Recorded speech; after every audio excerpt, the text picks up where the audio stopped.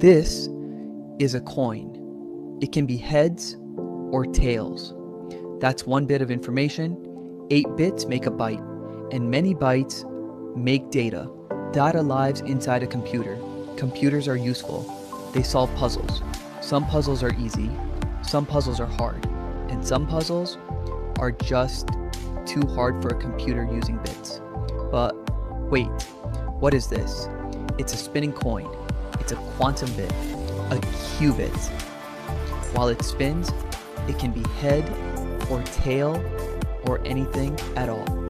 Many qubits make quantum data, and quantum data lives inside a quantum computer. Regular data can be copied, but quantum data cannot be copied.